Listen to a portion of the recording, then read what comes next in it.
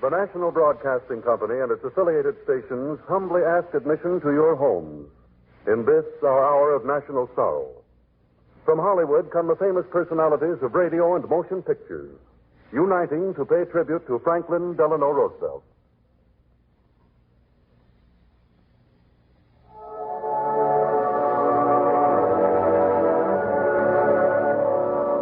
This is Ronald Coleman. This afternoon, there is white snow on the mountains that view Hollywood from the distance. The sun shines brightly, the sky is blue, and the air is warm with spring.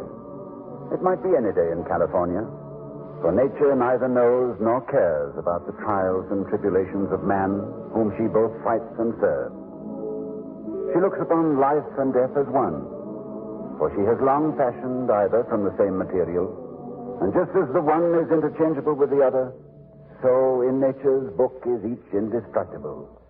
Lead kindly light amid encircling gloom. Lead thou me on. Life is eternal, death is eternal. Today in Hollywood, we of the entertainment profession unite to pay tribute to one whose work, as with nature's work, will likewise prove eternal.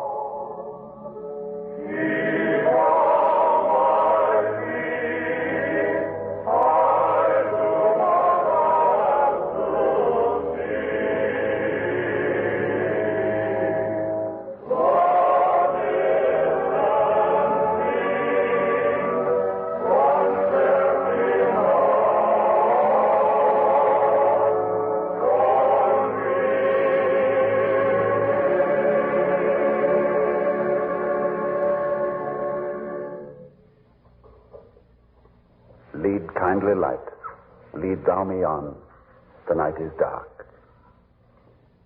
Chaplain Lynn H. Brown, Chaplain's Corps, United States Army Air Forces. America, let us bow our heads in prayer.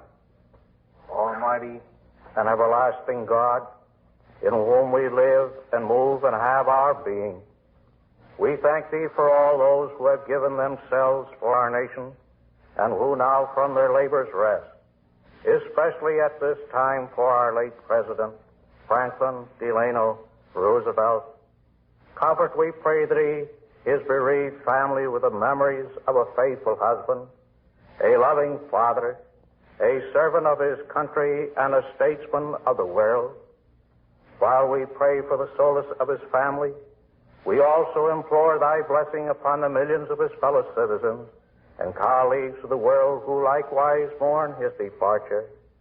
O Holy Father, grant thy blessing upon us as a nation, that in the armed forces and in all walks of national life, that we may increase our efforts to fulfill those tasks in which he so nobly led us, that peace, righteousness, and justice may reign throughout the world. Amen.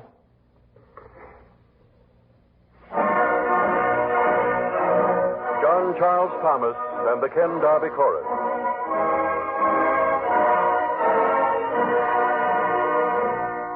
Mine eyes have seen the glory of the coming of the Lord. He is trampling out the vintage where the grapes of wrath are stored. He hath loosed the faithful lightning on his terrible swift sword. His truth is marching on. Glory, glory, hallelujah. Glory, glory, hallelujah.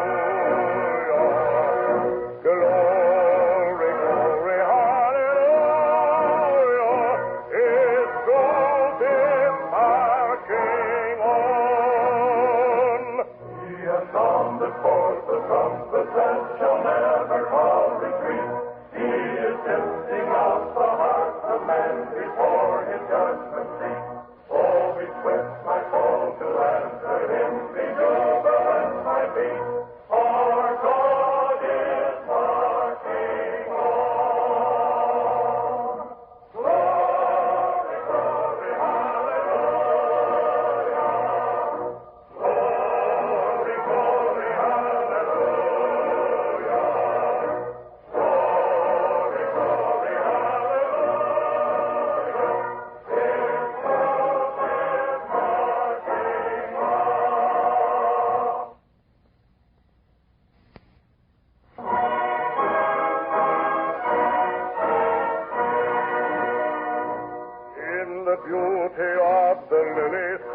was born across the sea, with a glory in his bosom that transfigures you and me. As he died to make men holy, let us die to make men free, while God is our King on. Glory, glory, hallelujah. Glory, glory, hallelujah. Glory, glory, hallelujah. His throne is our King on.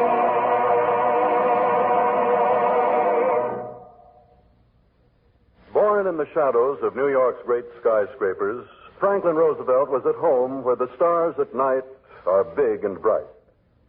Next to his favorite colors, red, white, and blue, he loved best the golden tan of the sun. To him, Hyde Park was never far removed from the Texas Panhandle. He loved the West. He knew the music and words of Anchors Away, but too, he loved the music of the Gulf wind whistling through the cactus of the open range.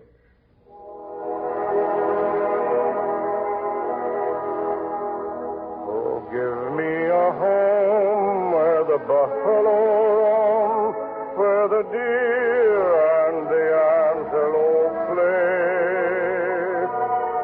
where seldom is heard a discouraging word, and the skies are not cloudy all day. Home, home on the range, where the deer and the antelope play, where seldom is heard a discouraging word, and the skies are not cloudy all day. How often at night, when the heavens are bright with the light of the glittering stars, have I stood there amazed and asked as I gazed if their glory exceeds that of ours. Oh, give me a land where the bright diamond sand flows leisurely down the stream, where the graceful white swan goes gliding along like a maid in a heavenly dream. Then I wouldn't exchange my home on the range, where the deer and the antelope play,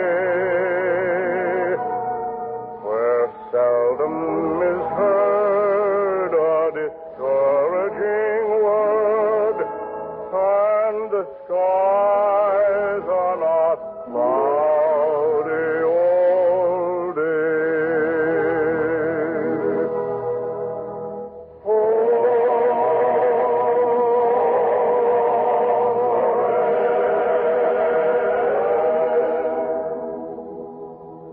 Where the deer and the antelope play,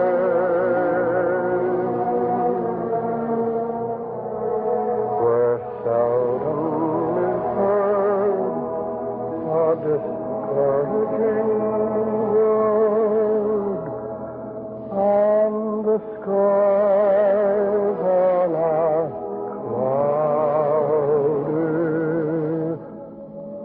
all day.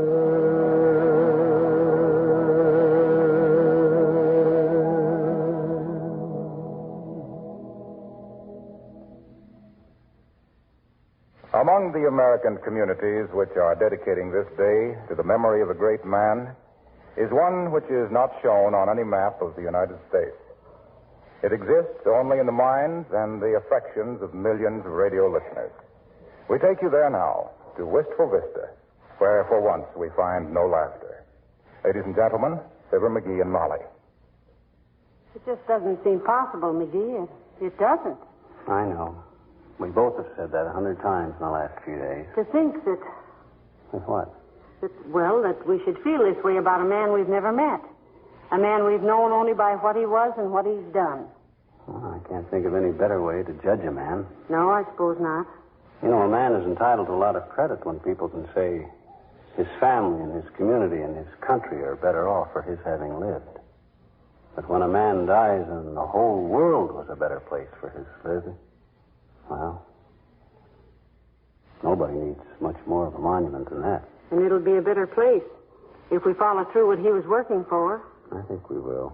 Do you really, McGee? Yes, I do. Right now, of course, there's a lot involved. Everybody is shocked.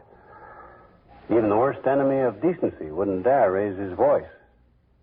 But I don't think the world is going to stand for much messing around with what Franklin D. Roosevelt died for. That's another thing, McGee. What's another thing? Well, the very fact that when you talk about him, you talk in terms of the world. You don't say the United States or our allies. He didn't belong just to us. Well, you remember what the quotation was in that Hemingway book. It says, "Any man's death diminishes me because I am involved in mankind, and therefore never send to know for whom the bell tolls. It tolls for thee." Seems to me that... Oh, heavenly days, McGee. There's somebody at the door. Now, you answered. I'm in no mood to talk to people today. I'll be out in the kitchen, dear. Okay. Come in. Hi, mister. Oh, hello there, little girl. Come on in. Okay. What can I do for you, Teeny? Well, I just thought I'd better come and tell you your flag isn't up on the flagpole very good, mister. You mean the one out in front? Mm-hmm. It's at half-mast, Teeny. Hmm? Well, for your information, when a flag is only halfway up the staff, it means the nation is in mourning for somebody. It's a mark of respect, kind of a salute. For anybody, mister? Oh, no, not just for anybody. Yes, but... Here. Hmm? Sit down. Thanks, mister. Now, look. A long time ago, a little boy was born. Oh? This little boy had everything a little boy could want. Good food, good clothes, nice family, beautiful home, and he was a handsome little boy. Oh? Yes, sir. But lots of times it happens that when people have almost everything, something is taken away from them. This boy had his health taken away. He became paralyzed. Oh, gee, that's terrible, mister. Yes, but this boy had character, Teeny. He had nerve and he had courage. And he had a sense of responsibility to himself and other people. So little by little, he began to exercise and swim a little and fight back that disease. His arms got muscular. He developed great big shoulders and a great big chest. He needed that great big chest, too, sis, because he had a great big heart. Did he get well, mister? Hmm? He got well in his mind and his spirit, sis. I guess there were times when he suffered bitterly and must have been tempted to give up. But this boy, though he was a man by then, this man was a fighter. He didn't know how to surrender. Gee, he must have been wonderful. He was wonderful. He was so wonderful that people did something for him they'd never done for any other man. Oh? They asked him to be president of the United States 4 times. His own people loved him and trusted him. And this trust and respect spread all over the world. I bet you're talking about President Roosevelt, I bet you. That's right. Franklin Delano Roosevelt. The man who never forgot what suffering and discouragement meant and never stopped fighting for the rights of other people, to hope and courage and freedom. They called him FDR because, well, those were his initials, and maybe, too, because he stood for freedom and decency and reason. Come here a minute, Dean. Okay. See that flag there? Yes? I just wanted you to know why it's at half-mast. That flag represents America, Teeny. You and me and millions more of us. America has lowered that flag today in honor of a man who could never lower it himself. because he never learned how to surrender. Understand? Sure I do, mister. And I won't forget either. I don't think many of us will, Teeny. Goodbye. Bye, mister. This is Kay Kaiser. And, Teeny, you're right. None of us will ever forget him. And we'll be seeing him again, too, because we'll always feel him beside us. Mr. Roosevelt left us a lot more than the memory of himself and his great and wonderful accomplishments. He also left us sort of a will. You know, whenever a wealthy man dies, many of the people who knew him kind of gather around at the reading of the will. They want to see if they're going to be remembered. But Mr. Roosevelt, well, he remembered everybody. Yes, sir. In that greater will that is written in a great man's heart, he remembered everybody. To the United States of America, he bequeathed jobs, opportunity, a higher standard of living for all who are worthy. To his friends and neighbors of Latin America, he bequeathed goodwill and understanding, and the solid assets of fair trade relations, diplomatic cooperation. The list goes on. To the Philippines, independence. To France, a place again among great nations. To China, our aid and help against the sorrow and aggression she has borne. To Britain and Russia, a pledge that the four freedoms will stand for peace and unity among all nations. And even Germany and Japan he has remembered in his will. To them he has bequeathed unconditional surrender. The loss is felt around the world, but the grief is most acutely American because he was so profoundly one of our American family. Thus, much of the music this day is American. Under the direction of our conductor, Major Meredith Wilson, Armed Forces Radio Service, Army of the United States, Victor Herbert's Serenade for Strings.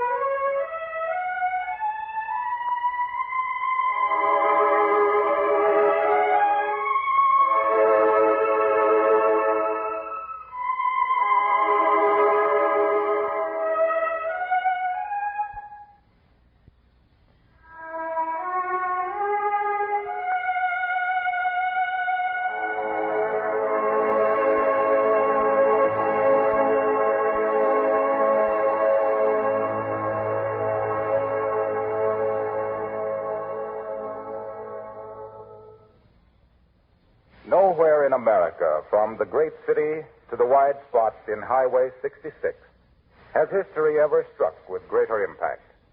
And thus, in penthouses in New York and mountain shacks in Montana, many thoughts in many sincere hearts are crying to be heard. Some of these thoughts would surprise the next-door neighbor. Here is Ed Archie Gardner. I have a very vivid memory of Mr. Roosevelt. Goes back to around 1933 and 34, and I was broke. I don't mean broke like the guy who was down to his last yacht. I mean stony. Kind of broke where you don't know where your next meal is coming from. The despairing, hopeless kind of broke. Where your credit's all exhausted and you can't even dig up the nickel to go looking for a job. Then Mr. Roosevelt created the WPA. Just a bunch of letters to a lot of people, but suddenly I got a job. I was put on relief and given a job as director of plays for the WPA at $30 a week. All I can say is that $30 was the biggest money I've ever made in my life. I'll never forget the guy.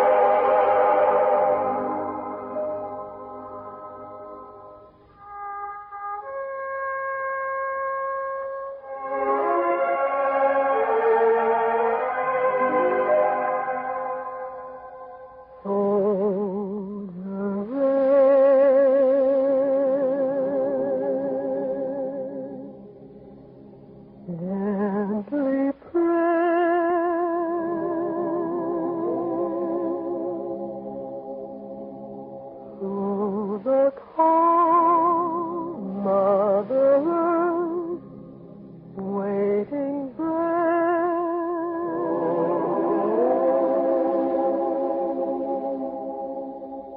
Duty done like the sun. Going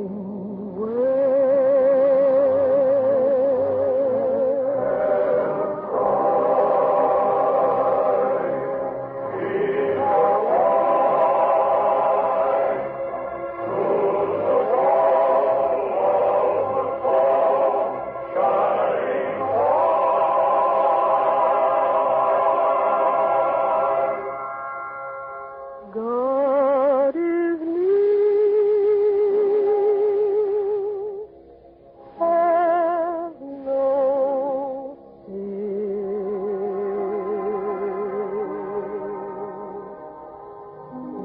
In His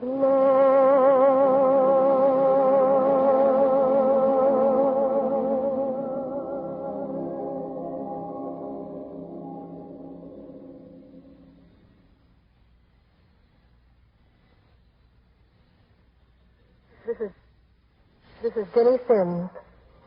It's a real privilege and an honor which I deeply appreciate to be able to express my feelings for our lost president.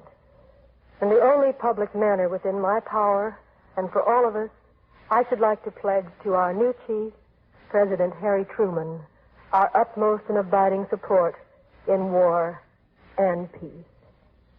We take you now to Chicago. Ladies and gentlemen, you're in Chicago with Dick Powell.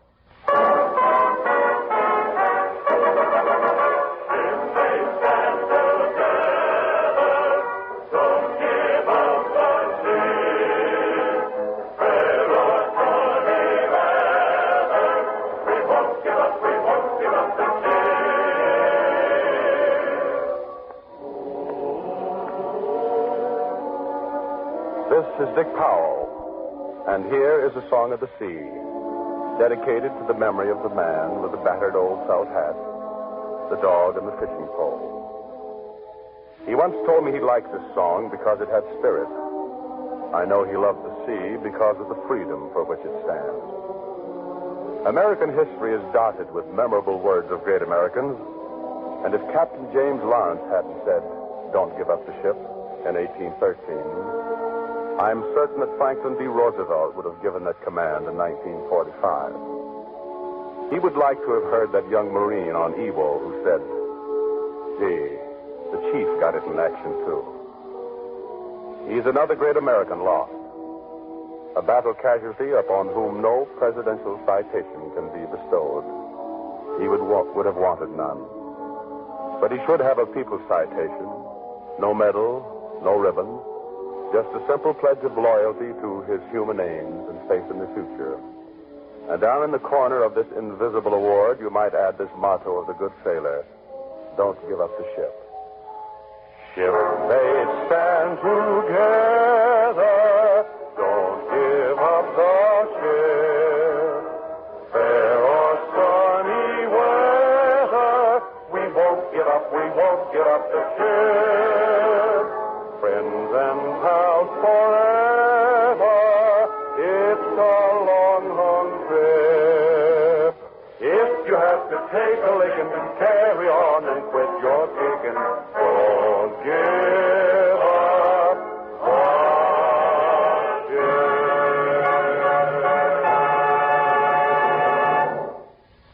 We return you to Hollywood. Back in Hollywood. The studios of NBC this day are filled with many of the names that would answer were the roll call taken of the entertainment industry. In one of these studios is a renowned violinist whose tribute translates itself in the beautiful music of Largo by Veracini. Joseph Cighetti, Harry Kaufman at the piano.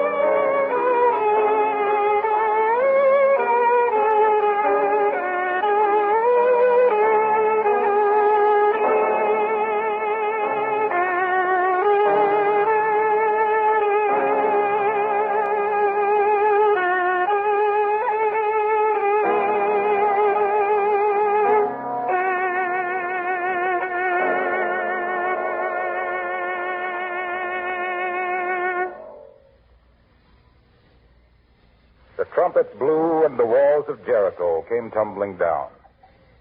The voice of Franklin D. Roosevelt, carrying the power of his ideals, crashed through the walls of special privilege, tearing down the obstacles separating the common man from the heritage of opportunity, a heritage our late president felt rightfully belonged to every man. In our studio is a man who was in deepest accord with Mr. Roosevelt's ideals and his love for humanity. Ladies and gentlemen, James Cagney and his presentation, The Common Man.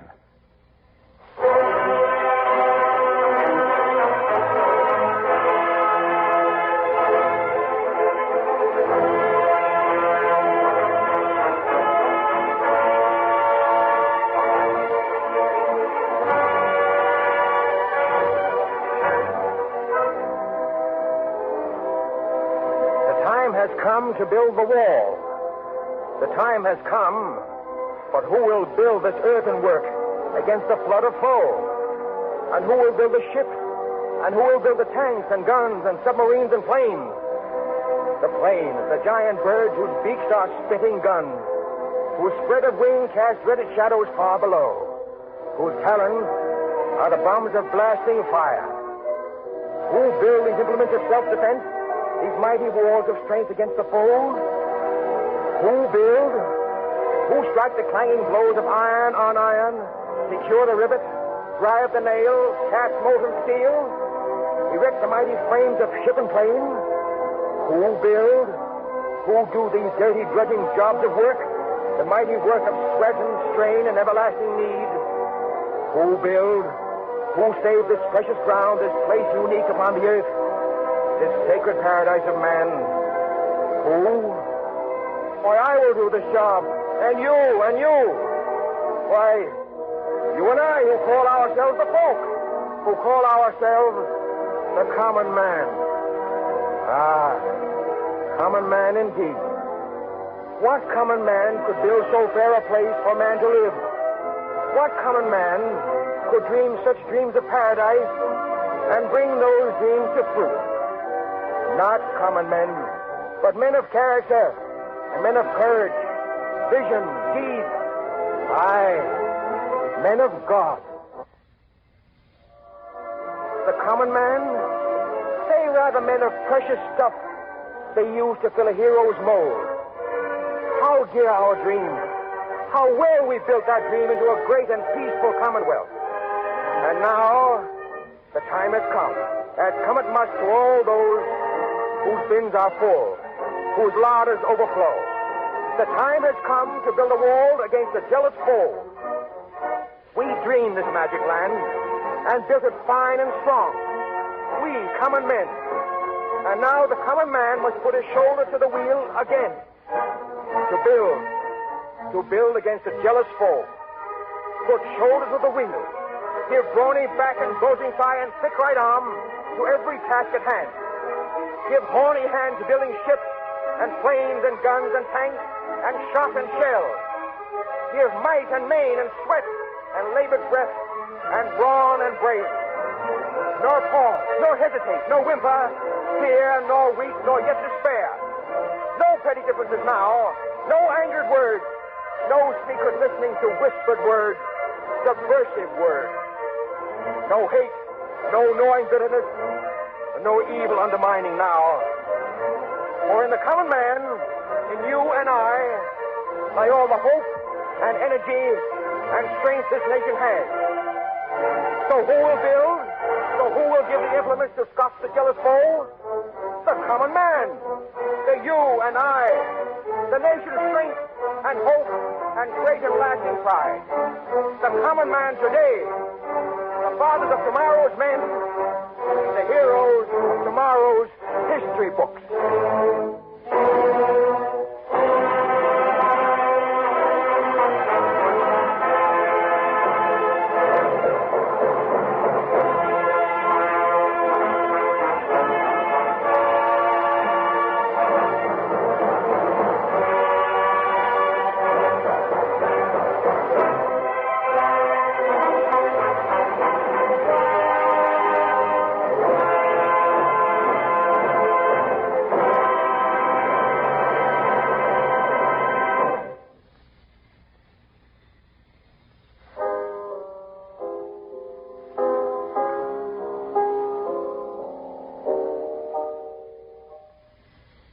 Swing low, sweet chariot, coming for to carry me home. Swing low, sweet chariot, coming for to carry me home. I looked over Jordan, what did I see? Coming for to carry me home. A band of angels were coming after me, coming for to carry me home. Swing low, sweet chariot, coming for to carry me home. Swing low, sweet chariot, coming for to carry me home. sometimes I'm up, sometimes I'm down, coming for to carry me home. still my soul am a heavenward bound, coming for to carry me home. Swing low, sweet chariot, coming for to carry me home. Swing low, sweet chariot, coming for to carry me home.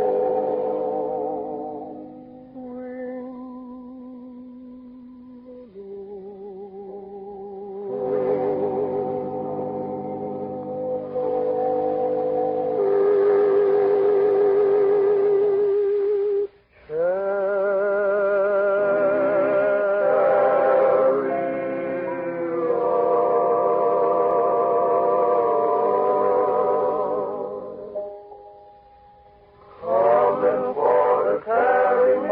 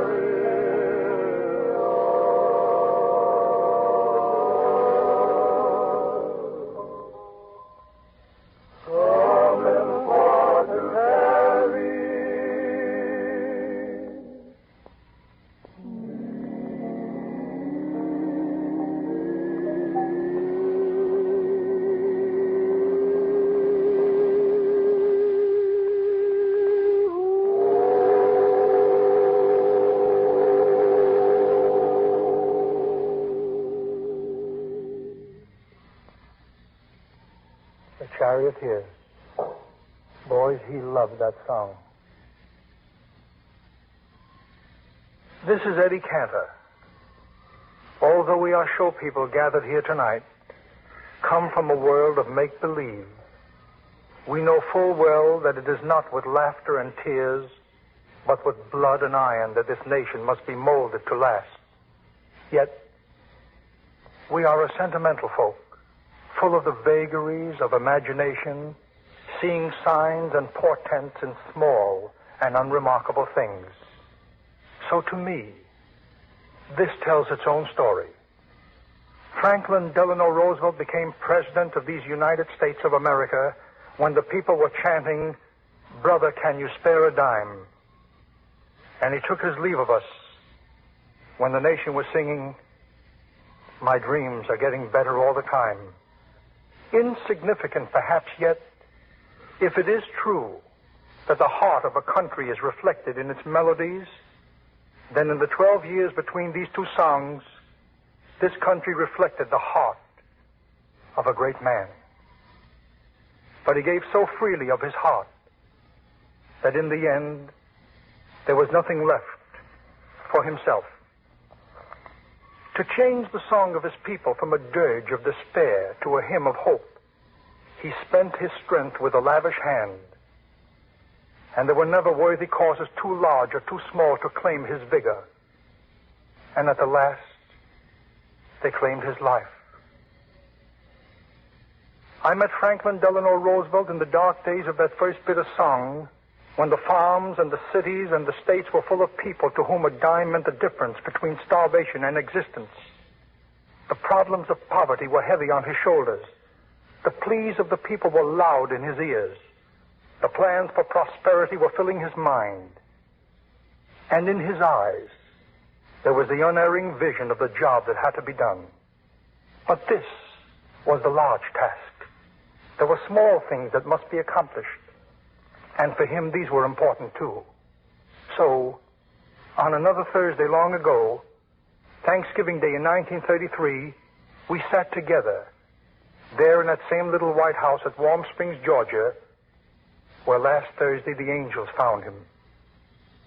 And he talked to me of another plan, of a plan that would make it possible for little crippled children to walk the earth free of pain again.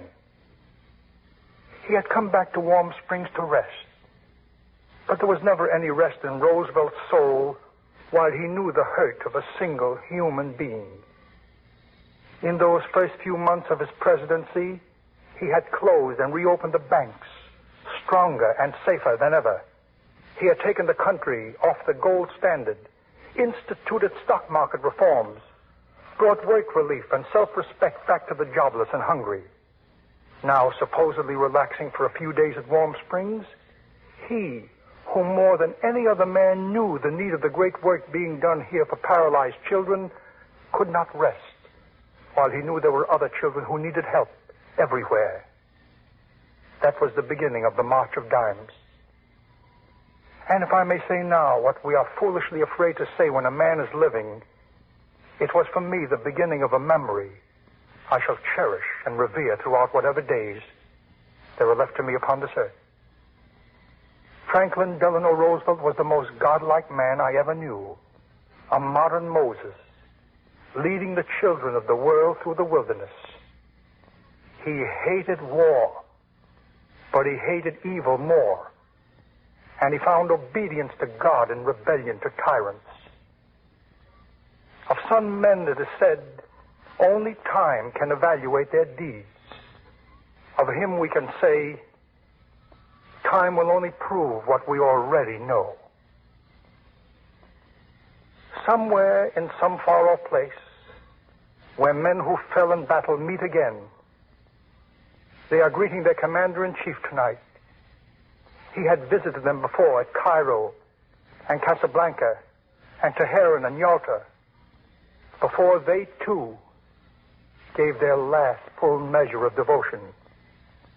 And now he has joined them again to pay them his final visit. In Major Meredith Wilson's San Juan Bautista, taken from his own Missions of California symphony, is the spirit of the kind of faith that built America's new world beside the Pacific. The same faith with which Franklin Roosevelt laid the cornerstone of America's new world of tomorrow. Major Wilson.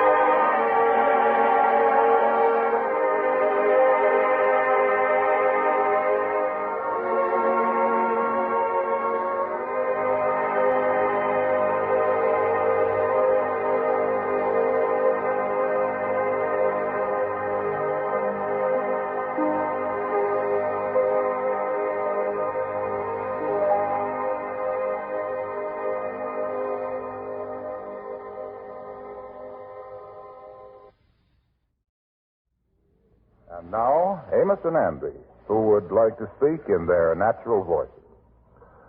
This is Freeman Gosden. And this is Charles Correll. Ladies and gentlemen, we humbly add our voices to millions of others everywhere in deep sorrow over the passing of our late president. We feel very fortunate in having had the great honor of knowing Mr. Roosevelt personally. We, too, knew him as a great humanitarian. We know our country will follow our new president. And we know our country will follow the spirit of Mr. Roosevelt.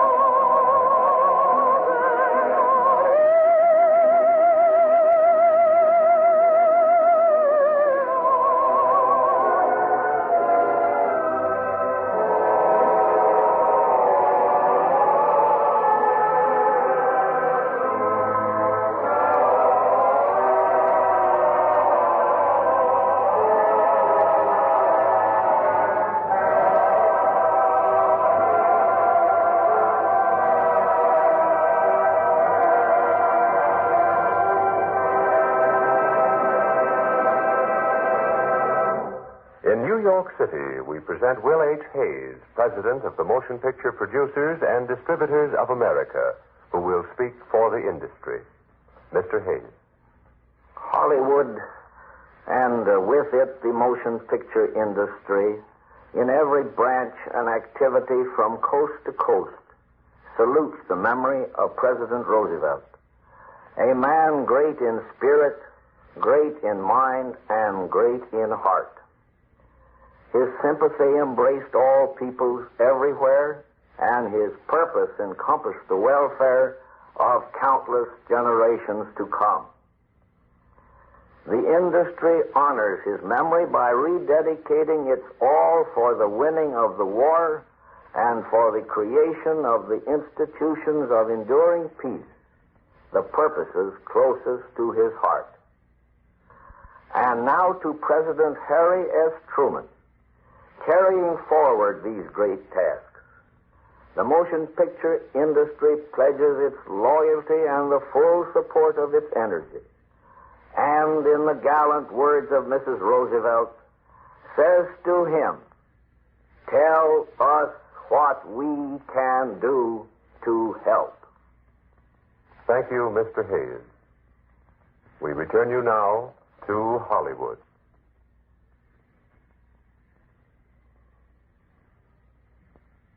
Another great man, a chubby little man of history whose cigar was always a running mate for FDR's cigarette held at a jaunty angle, Winston Churchill, once likened the inexorable flow of allied strength and will to the endless power of the Mississippi to roll on. In FDR's plan for tomorrow was a world of peace that would flow more gently, gently like the sweet waters of Aston. Miss Shirley Ross.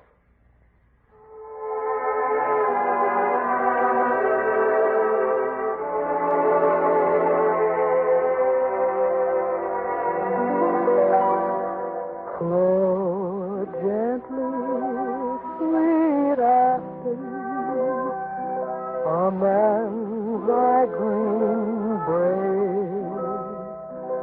Flow gently, I'll sing thee a song in thy praise. My Mary, asleep by thy murmuring stream, flow gently, sweet Aston, disturb not her dream. How pleasant sad banks and green valleys below, where wild in the woodlands the primroses blow. My Mary, asleep by thy murmuring stream, flow gently, sweet Aston,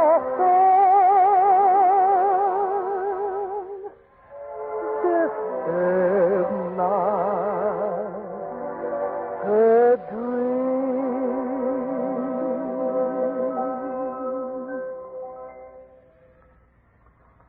From generation to generation, the flaming torch of truth and liberty is passed from hand to hand.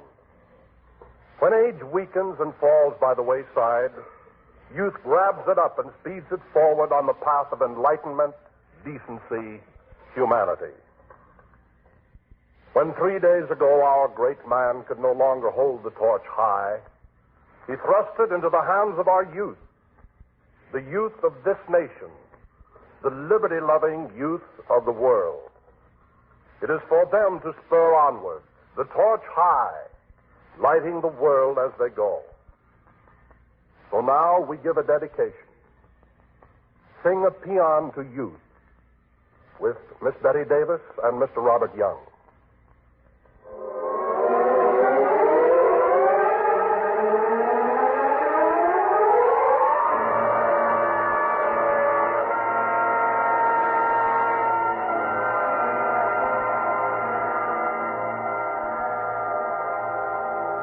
This tells of a sergeant, a rear gunner in the tail of a giant American bird of war, isolated and alone.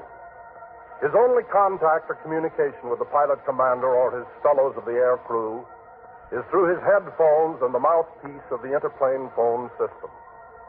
There's the opaque whiteness and the shining opalescence of nothingness everywhere, which is the way a new day begins, 25,000 feet in the air. 25,000 feet at dawn and 30 degrees below zero, somewhere in the sky over the enemy empire to the west. Rear gunner, can you hear me? I hear you, sir. Watch it, Sergeant. We're over enemy territory. Yes, sir. Look out for ice forming in the rubber tube leading to your oxygen supply. Yes, sir. I've been pinching the tube and breaking it up. Don't let it clog up or you'll start dreaming. Yes, sir. I've had one dream already. I forgot it was cold up here. I forgot there were enemies in the air. I thought my mother and father were before me. My friends and neighbors were gathered about me. My friends and neighbors were gathered about me. I am thy father, O son, thy progenitor. And I, thy mother. And we who speak to thee are thy friends and thy neighbors. And as thy father, on this thy 21st birthday, I wish to speak. And as thy mother, I wish to speak, my son. And as thy friends and neighbors in the neighborhood, and in the town, and in the nation that we wish to speak.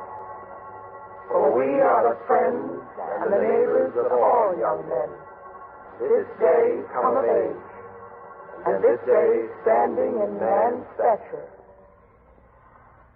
Oh, my son, listen to me. You who only yesterday were less than a man, were helpless infant, were trusting adolescent, were haphazard boy, but who is now come of age. Listen to me, my son, for I have words for thee, and they be proud words. They are the words of fathers everywhere upon the face of the hemisphere who have sons blessed with freedom. Thy mother has words for thee too, my son, and thy friends and neighbors. But first will I speak to thee. My son, I charge you. Today you are in every sense a man. Today you have become full-blown citizen of the world. You are accepted into the commonwealth which are these United States, a man among men, and into the world which is your domain. A new strength has been added to the strength of the world with your advent today. You are a new force within the land, a new torchbearer. You are a new intelligence and a bright new lamp shining in the dark of the future. You are a new generation come to us, our new strength, our new hope, and a renewed guarantee against this nation ever coming to an end. This nation, this haven of humanity, this mother of liberty, this birthplace of hope and high purpose. You, my son, are the sacred assurance of this nation's and civilization's continuity. You and your fellows who have come of age in this year of 1945, even as those generations before you and those who will come after you. And now, my son, listen to me. Listen, for what I say unto you now is something that no other generation save yours has had to hear. It is a thing that sets you apart. Every young man who has reached his majority has been charged with his obligations to society, his duties as a citizen, his responsibilities to the world in which we abide. Truth to tell, those are sacred charges, and ones that are laid upon you also, and you should be proud to receive them. But to you, my son, and your generation, there is something else. You are a special generation. You were born under a fortunate star. You were brought here at this time and this place when there is special need for your youth and your vigor, for your strength and your enthusiasm, for your pureness of heart and earnestness of purpose. On you is laid a special commission. On you are laid special responsibilities. On you we depend. You we have set apart. For suddenly in the midst of the world has grown up a mighty and cancerous growth, a malignant disease of the mind, a filthy thing, an inhuman thing. It is an alarming danger, for lo, whole nations have succumbed to it, so that they are no longer men of honor, nor are they any longer human beings, nor to be trusted, nor to be let free to run the world. For they attack whom they will. They are maddened animals, ravishing wolves on two hind legs. Death and desolation and bitterness and suffering are in their wake. And the men are broken, and the women dishonored, and the children trampled where they have put their foot. All the world is in mourning, and the sun is blotted out by the smoke of the cities they have ravished, and the sun is blotted out by the belching fumes from their cannon, and by the wings of their spewing monsters of the air. And there will be no music and no laughter anywhere in the earth until this crazed malignancy is isolated and scotched beneath the heel of decency. And who will do this thing? Who will wipe this pestilence from the face of the earth? Why, you, my son. Why, you. For you has been reserved the mightiest of the mighty roles in the history of mankind. For some of you, there will be honor, for some heroism, and for some only grim and weary days and sleepless, restless nights. But for all, there is this special commission. No one else may do it. No one else can do it.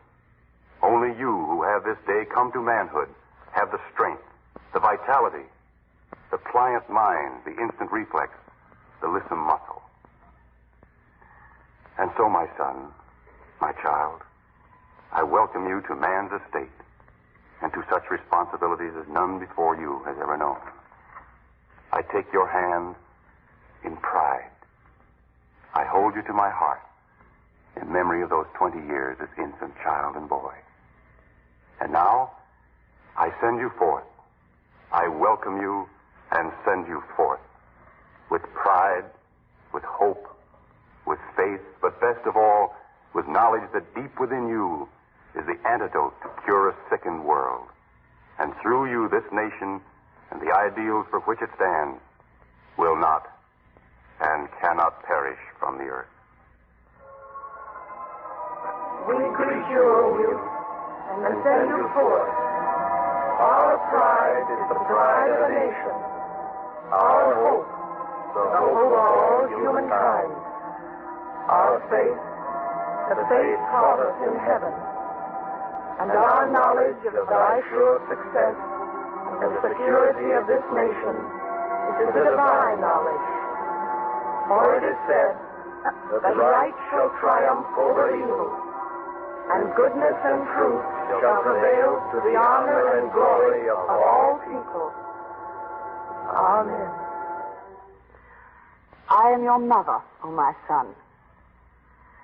I am your mother, and I speak to you in your first manhood, your new manhood, in the name of all mothers, and in the voice of all mothers, and in the emotion which is motherhood.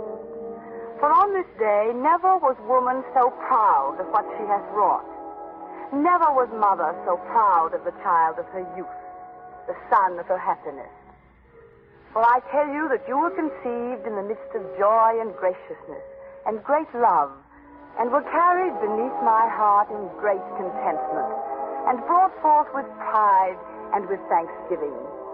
It is as I tell you, my son, for it has seemed to me from the very beginning that you were special clay, were destined for something of great purpose and account. Surely were you meant for some mighty endeavor, for you were fed on the richness of the land. You were fed on rich milk, and the good red meat, and the fruit of the country, and were raised on the precepts of your forefathers, and your background was truly the background of America. You were taught the laws of God and man, and your limbs were kept live and sturdy, and your muscles sound and taut with good work and hard work, and such exercise as this America provides for her youth. You tilled her fields, you swam in her rivers and lakes, and you climbed her mountain peaks. And deep into your lungs you drew her precious air, and on your shining head and naked shoulders felt her sun and her rain. Surely nowhere else has any woman's son received so much of the plenty of his country's graciousness. And I watched you grow, and I loved your dawning knowledge and your ripening strength. My heart turned over with pleasure to see the widening eyes, the appreciative smiles of the daughters of our friends and neighbors as they gazed upon your maturing manhood. But always within my heart, I knew that there was purpose in all this. I knew that somehow you were destiny's protege, and I was proud, and I did all that a mother might do to prepare you for that destiny, whatever it might be, whenever it might come. And now it is here.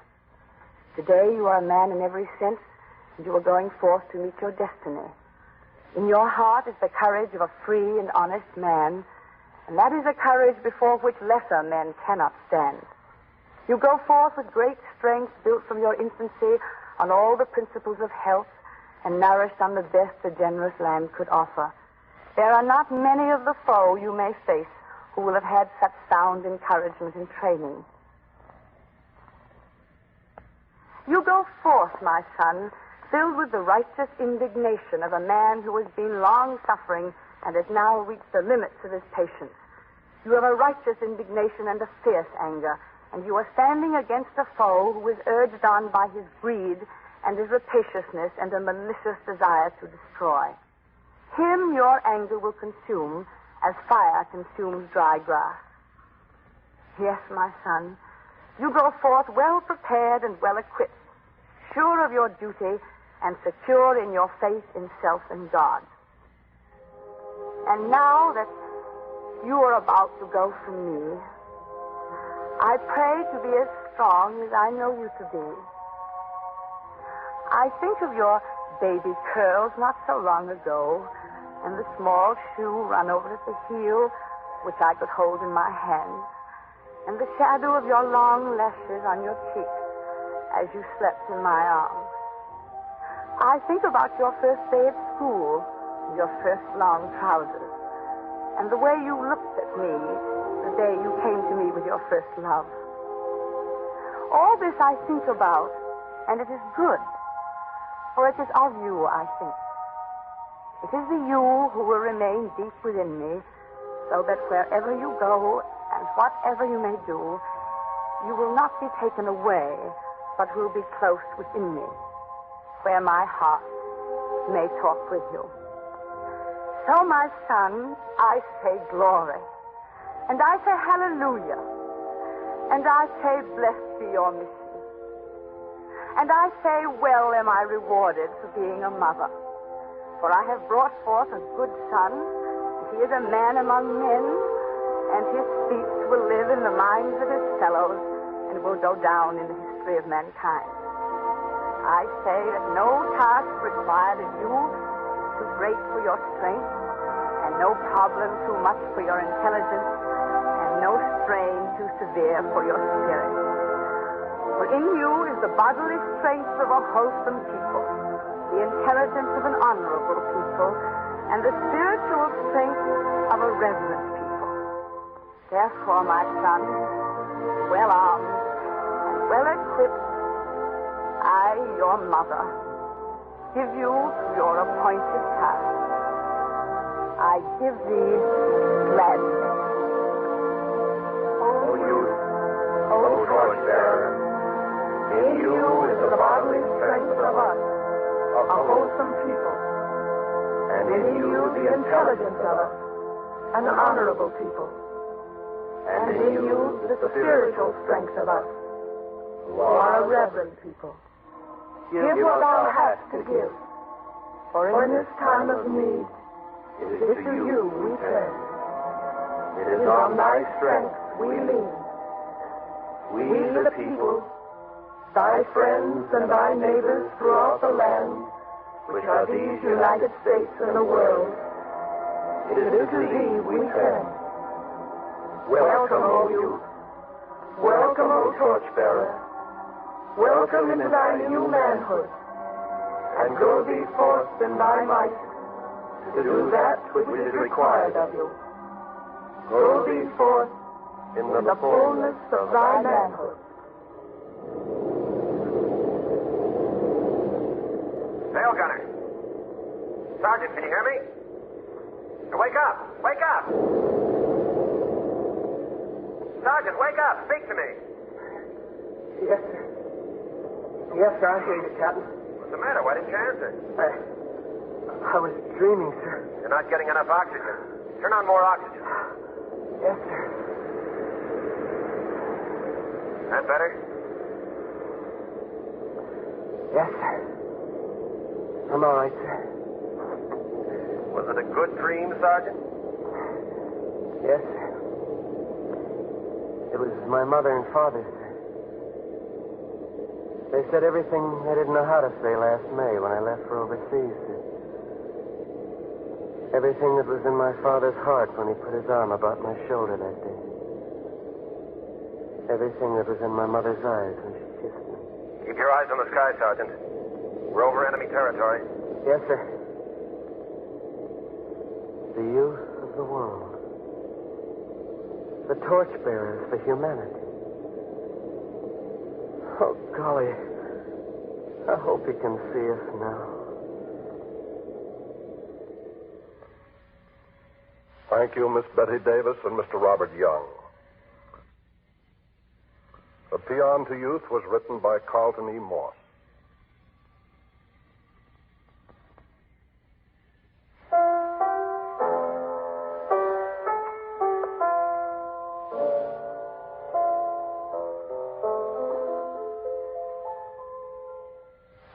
I got a home in that rock. Don't you see?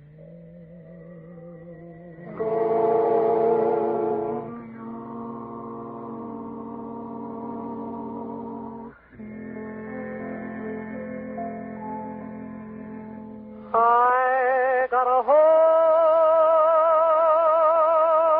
in that rock. Don't you see? Don't you see?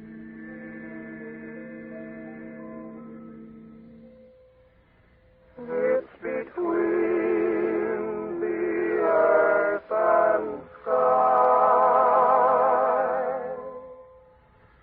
Thought I heard my Savior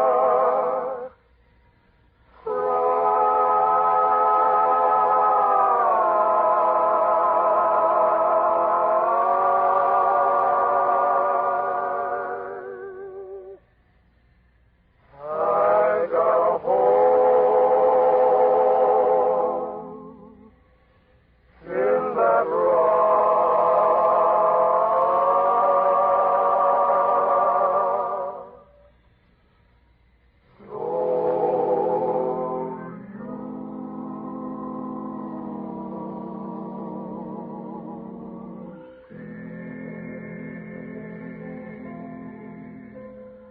I got a home in that rock.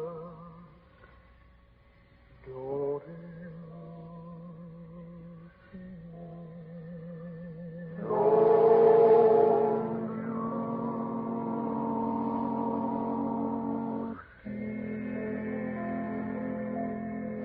I've got a home in that rock. Don't you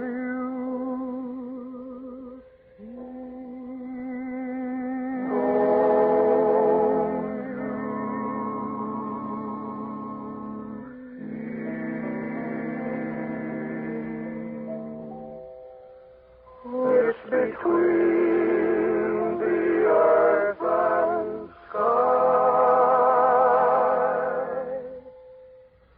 Thought I heard my Savior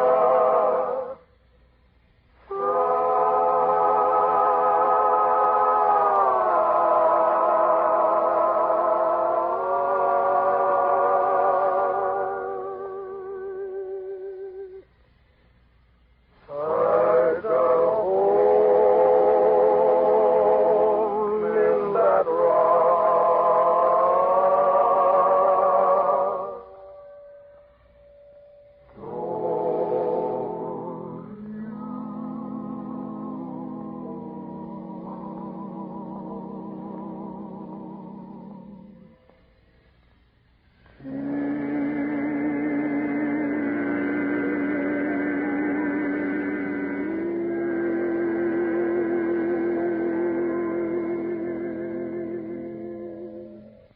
For a good many years of Sunday, I've been introducing the next man in the midst of laughter and gaiety.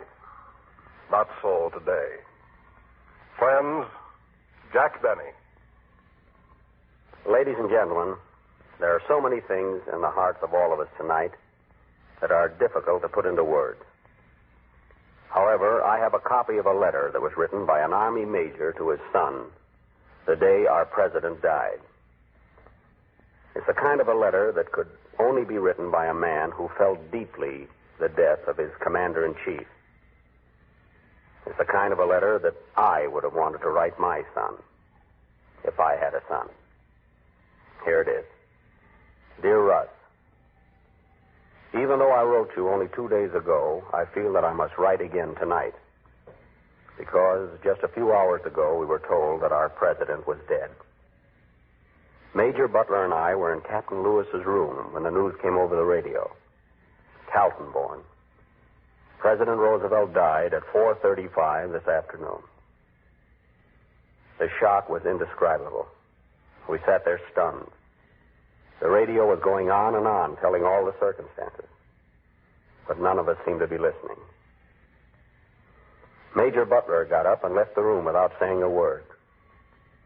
I just sat there with the realization slowly creeping into my mind that the President of the United States was dead. When I went back to my own room, I felt as alone as though I were the last man on earth. There seems to be a void in the world that can never be filled. It seems that a symbol, a way of life, has been torn from us and left us standing, frightened and bewildered. I always felt that there in our nation's capital was a man who believed what I believed, stood for what I thought right, a sort of father and protector to safeguard me and millions like me all over the world. My mind went back to a picture, Russ. A picture of a comparatively young man standing bareheaded with his right hand upraised. Determination and faith were etched in that handsome face as he said, "We have nothing to fear but fear itself." Thus, on March 4th, 1933, the courage of this one man put strength back into a nation which had almost lost faith in itself. Then came the bold strokes that were to cure our desperate sickness, to make us the greatest nation the world has ever known. The years went fast for us, but not for our president. He had to fight for the rights he thought every man should be born with. He endured criticism far and above anything suffered by any man in our generation. So that grand face became a little worn. The lines began to deepen, but the lines in his heart must have been much deeper. Year followed on year, and he was always there, always strong, always determined. He foresaw long ago the dangers that threatened us from across the seas, and he did everything in his power to warn and prepare us. When war came to the world, he set our course on the side of righteousness and freedom. He gave all we had to give to England when she had nothing left to fight with but spirit. And then came Pearl Harbor. No one stroke ever cast such heavy gloom over this nation. We were dismayed and more than a little frightened when again his unbounded courage pulled us together. He said to us, "We shall hit him and hit him again, wherever and whenever we can reach him. For we intend to carry this battle to him in his own backyard." He told us that when most of us were expecting enemy landings on our west coast. He forged the weapons, united the people, and banded us closer with our allies. And since that black day, we have hit the enemy again, again, and again. The battle is in his own backyard, and he is being destroyed. And now, on the very eve of victory, our commander-in-chief has died. A blood vessel burst in that mighty, overworked brain. Humanity's greatest heart faltered and stopped. And the ringing voice that bound us together through our worst peril has been stilled forever. I don't know how many years it will take, Russ, but it is inevitable that Franklin Roosevelt will someday be the great symbol of courage and humanity that is America. When I go to bed tonight, I'm going to say a prayer. My prayer will be just a few words. God help us to remember him well. All my love, Dad. And now, folks, before running along, here again is a girl whose voice has gone around the GI world day after day and is always like a letter from home. Shirley Roth.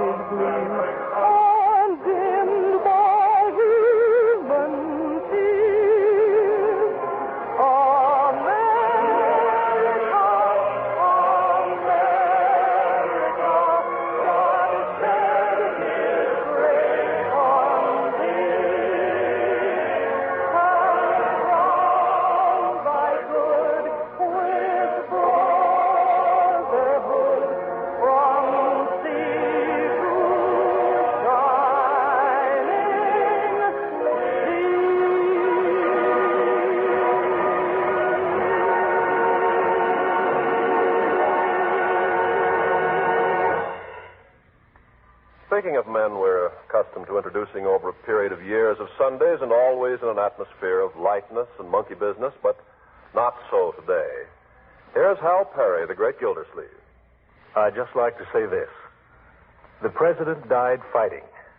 He was fighting to win a war, the greatest war the world has ever seen. He was also fighting to make sure that this was the last war the world will ever see.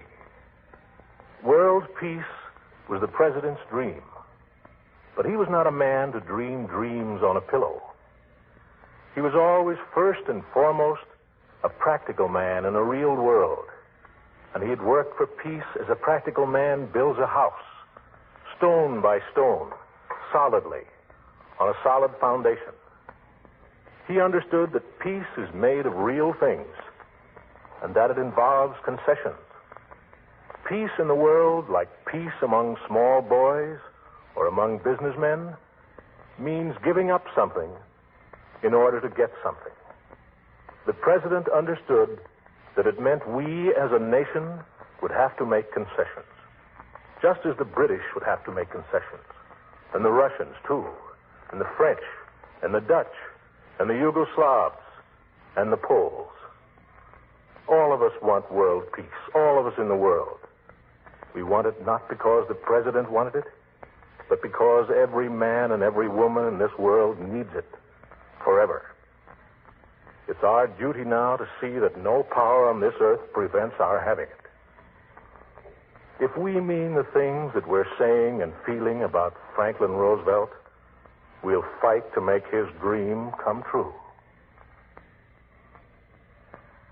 In the early days before we entered this war, it is possible that Mr. Roosevelt might have turned to the book of Lamentations in the Bible. For there is a chapter which might have been written especially about Europe and our relationship with Europe. It is so applicable that with only the slightest revisions, the biblical lines become a living chapter of today's history. Here is Variations on Lamentations, interpolated by Carlton E. Morse. Mr. Ronald Coleman.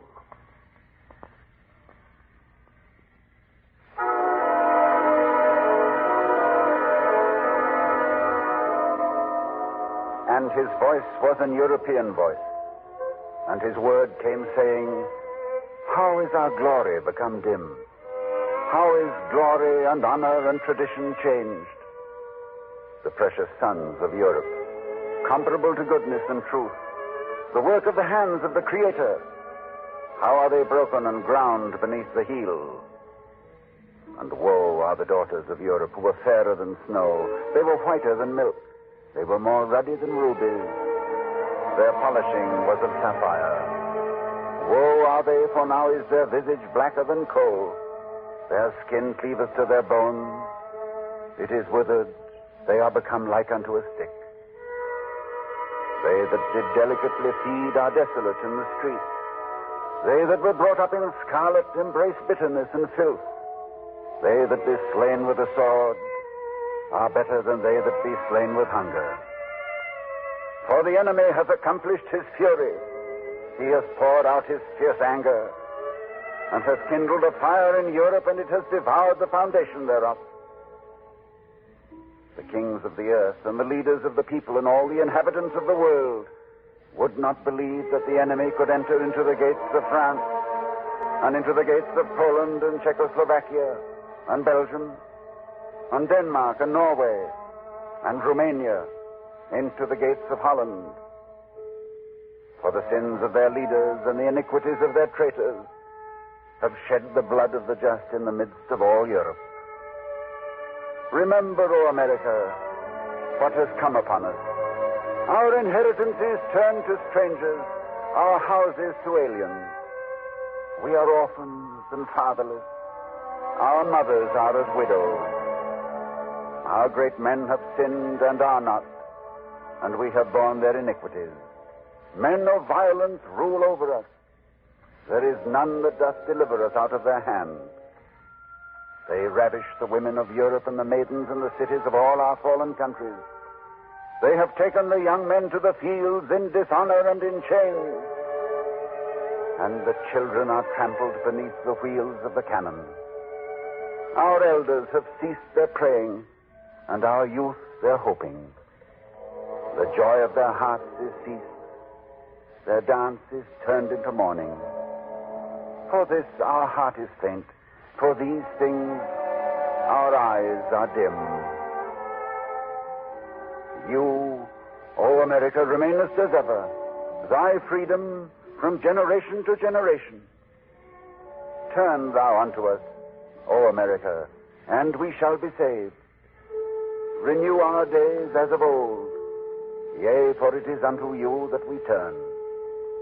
Blessed be America forever and ever, and may her freedom become our freedom in the days to come.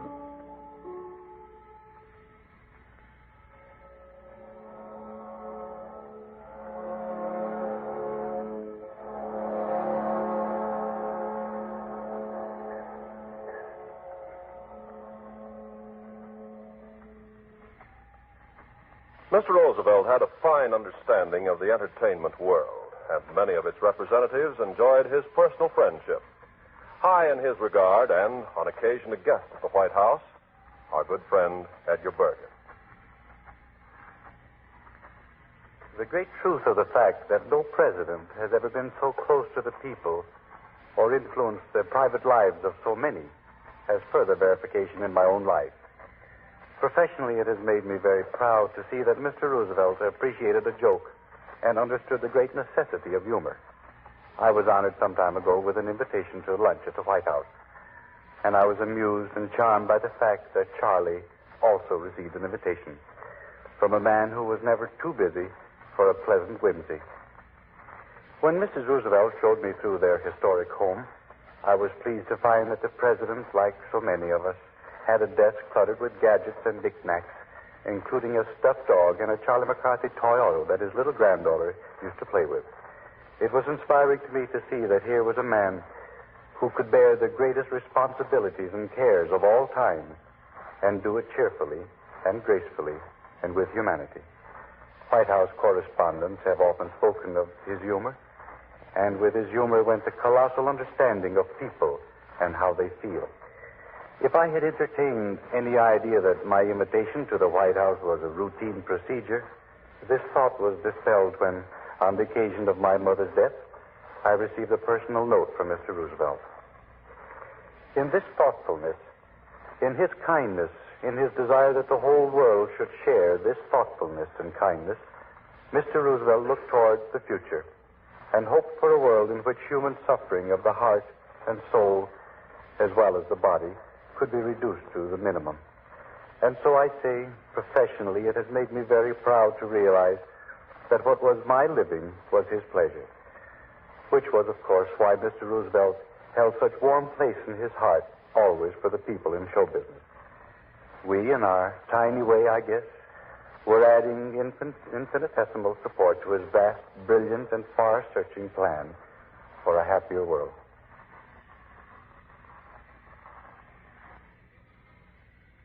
Here are the words of a great poet, written about a spring a long time ago, written on the death of another great president.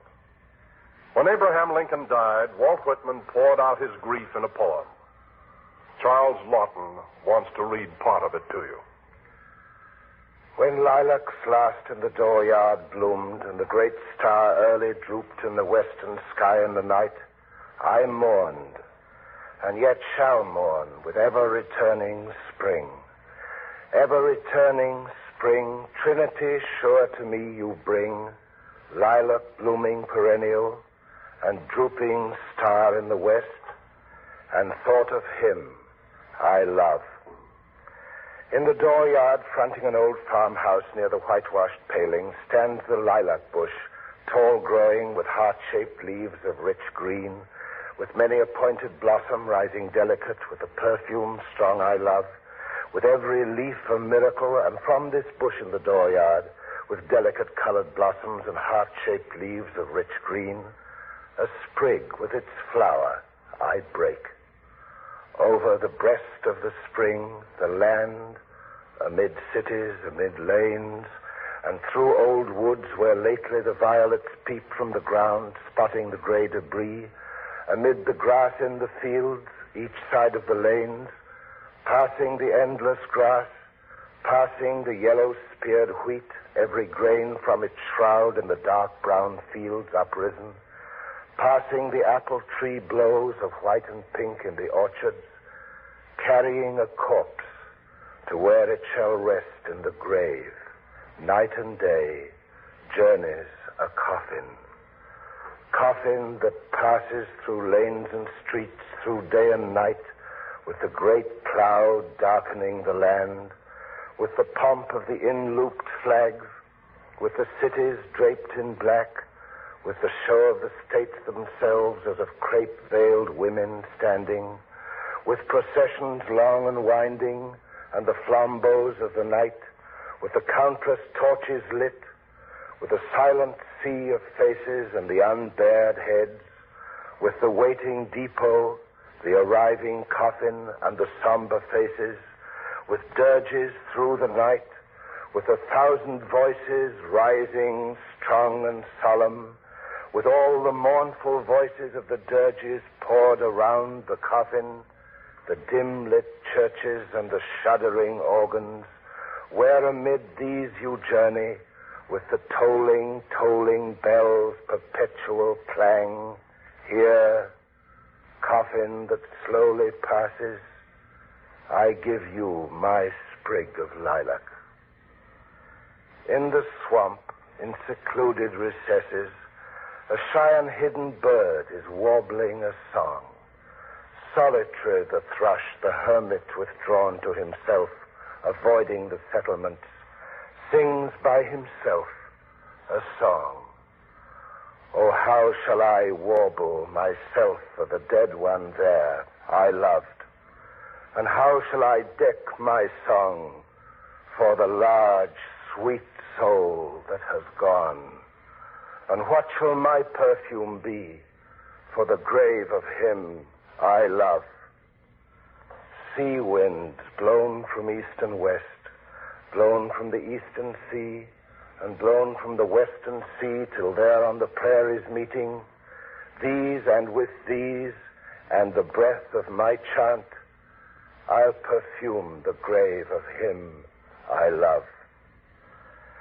Now, while I sat in the day and looked forth in the close of the day, with its light in the fields of spring, and the farmers preparing their crops, in the large unconscious scenery of my land with its lakes and forests, in the heavenly aerial beauty after the perturbed winds and the storms, under the arching heavens of the afternoon, swift passing, and the voices of children and women, the many moving sea tides, and I saw the ships, how they sailed, and the summer approaching with richness, and the fields all busy with labor, and the infinite separate houses, how they all went on, each with its meals and minutiae of daily usages, and the streets, how their throbbing throbbed, and the cities pent, lo, then and there, falling upon them all, and among them all, enveloping me with the rest, appeared the cloud, appeared the long black trail, and I knew death, its thought, and the sacred knowledge of death.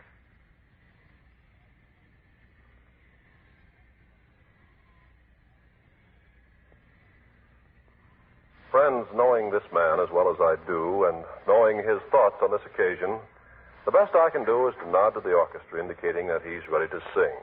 The song is America's beloved Brahms' Lullaby. At the organ is Ethel Smith.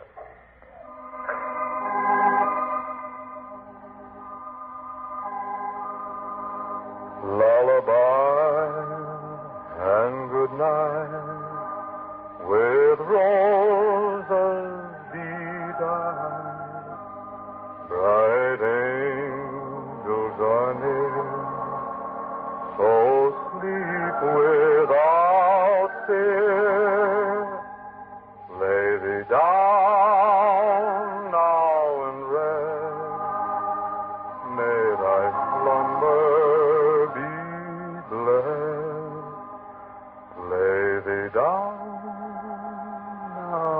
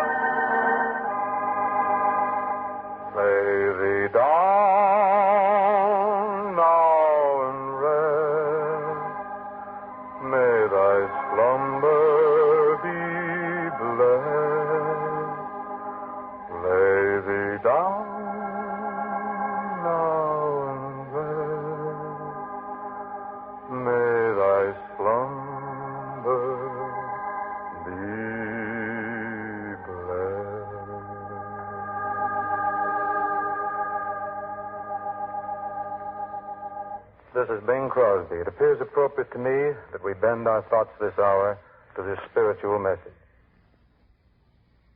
The Association of Motion Picture Producers, the Hollywood Victory Committee, and the National Broadcasting Company wish to express their warmest gratitude to all who contributed to the presentation of this program. On November 6, 1944, Franklin Delano Roosevelt addressed the nation on election eve. He made a memorable prayer. Let us go back to that November 6th for the prayer to gain greater inspiration for the task of fulfilling the ideals it expressed so admirably and characteristically. Ladies and gentlemen, Miss Ingrid Bergman. Almighty God, of whose righteousness will all things are and were created. Thou hast gathered our people out of many lands and races into a great nation. We commend to thy overruling providence the men and women of our forces by sea, by land, and in the air, beseeching thee to take into thine own hands both them and the cause they serve. Be thou their strength when they are set in the midst of so many and great dangers, and grant that whether by life or by death, they may win for the whole world the fruits of their sacrifice and a just peace.